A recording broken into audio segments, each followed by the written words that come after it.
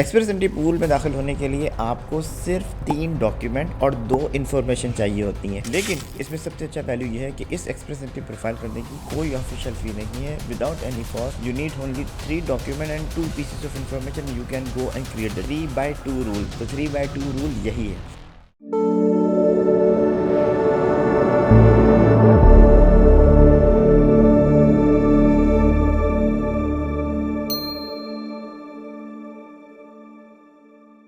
Fifth step है creating your express entry profile.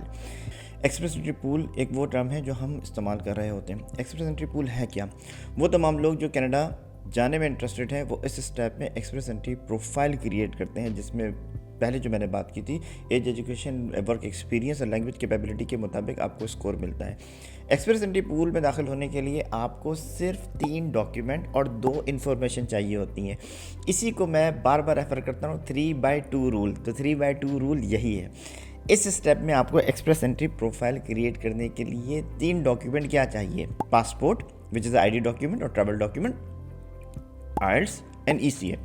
Passport, IELTS, ECA अगर आपके पास ये 3 डॉक्यूमेंट हैं। और याद रखें, मज़े की बात यह है कि इस स्टेज में जब आप एक्सप्रेस एंट्री प्रोफाइल क्रिएट करने जाते हैं तो जीसी की लिंक डिस्क्रिप्शन में दिया हुआ है।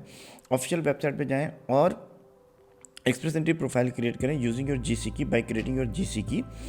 लेकिन इसमें सबसे अच्छा वैल्यू ये है कि इस एक्सप्रेस एंट्री प्रोफाइल करने की कोई ऑफिशियल फ़ी नहीं है। Without any cost you need only 3 document and 2 pieces of information. You can go and create that. Document के बारे में मैंने आपको बता दिया कि डॉक्यूमेंट आइल्स, ईसीए, पासपोर्ट चाहिए, लेकिन मैं 2 इन्फॉर्मेशन की क्या बात कर रहा हूँ। 2 इन्फॉर्मेशन बहुत इंपॉर्टेंट है। मोस्ट इंपॉर्टेंटली आपको अपना NOC, national occupational classification code पता होना चाहिए। या NOC क्या है? NOC बेसिकली जितने भी लीगल एक प्रोफेशन हैं कनाडा में उनको 5 डिजिट कोड से डिफाइन कर दिया गया है। यानी that means every profession, legal profession in Canada is identified by 5 digit code which is called NOC code. यही वजह है कि जब आप ग्रुप में बात करते हैं तो आपको पता चलता है कि मेरा NOC कोड ये है, आपका NOC कोड क्या है, या NOC कोड मार्केटर के लिए क्या होना चाहिए, अकाउंटेंट के लिए क्या होना चाहिए। So this is one of the information that is required for creating express entry profile. क्या चीज़ें हो गई? पासपोर्ट, ECA, आइल्स, और क्या चीज़ें? NOC कोड, जो कि आपको पता है।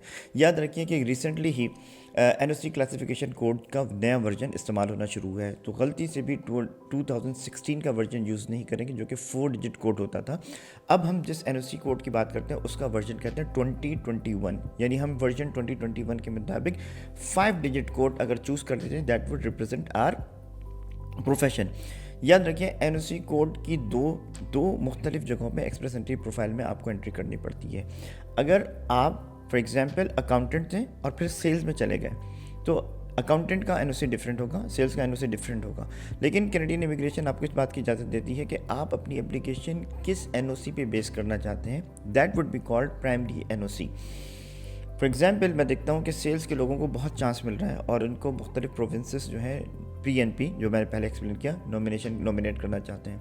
लेकिन मेरे प्रोफेशन एक है अकाउंटेंट का और एक है सेल्स का। अकाउंटेंट के प्रोफेशन की डिमांड प्रोविंसेस में नहीं है, लेकिन सेल्स की प्रोफेशन की है। So I would have a different NOC for accountant, I would have a different NOC for being a salesperson. I am free to choose one of these NOCs as a primary NOC. That means मैं express entry profile में जब अपना experience enter करूँगा तो 1 by 1 दोनों experiences को enter करूँगा। लेकिन मेरे पास अथॉरिटी है कि मैं उसमें से सेल्स के NOC को प्राइमरी NOC बना सकता हूँ। That means you will be given और you will be asked to enter your NOC twice, 2 मुख्तलिफ सेक्शन में। सबसे पहले एक्सप्रेस एंट्री प्रोफाइल में ये पूछा जाएगा कि आप अपनी एप्लीकेशन किस NOC पे बेस करना चाहते हैं, तो वहाँ आप सेल्स चूज़ कर लेंगे फॉर एग्जांपल। फिर वो आपसे 1 by 1 एक्सपीरियंसेस एंटर करवाएगा, तो आप 1 by 1 अकाउंटेंट के लिए अलग NOCs, सेल्स के लिए अलग NOCs। बेसिक इन्फॉर्मेशन यहाँ पे जो NOC से मुतालिक मांगी जाएगी, आपकी start date, end date, working hours, आपका टाइटल, आपके ऑर्गेनाइजेशन का नेम, शहर, ये तमाम बेसिक चीज़ें जो हर एक्सपीरियंस के लिए आपको एंटर करनी होगी। दोबारा मैं आता हूँ 3x2 रूल पे।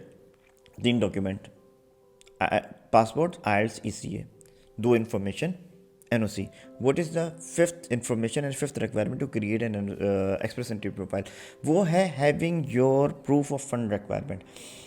कैनेडियन इमिग्रेशन का एक बहुत बड़ी अहम रिक्वायरमेंट है, वो है proof of fund. That means Canada wants you to come over and do not be burden on their economy. That means when you come over along with your family you bring enough funds to survive. Initial दर में देखें, no buddy can guarantees कि आपने आते ही आपको job मिल जाएगी या job खुले हाथों से आपका इंतज़ार कर रही है।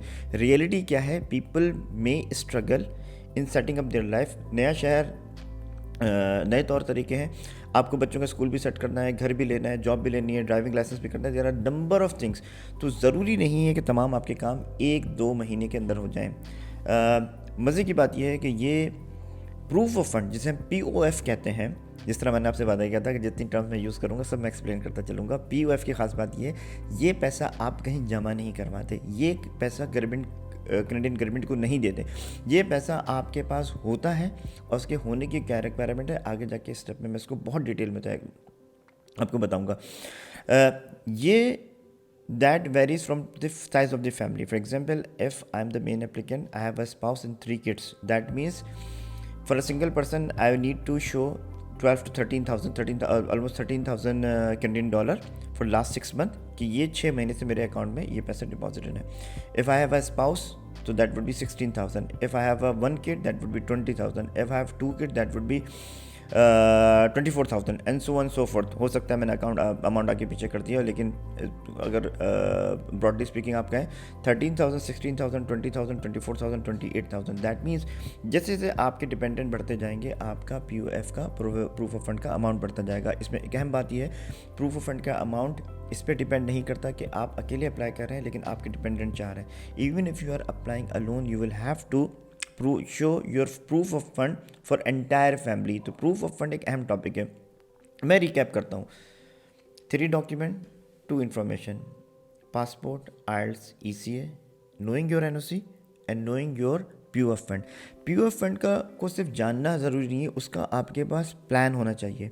बहुत सारे ऐसे तरीके हैं जिसकी वजह से आपके पास अगर the requirement is you need to have this fund. For example I need 28,000 Canadian dollar for 6 months, but for some reason I am falling short of it.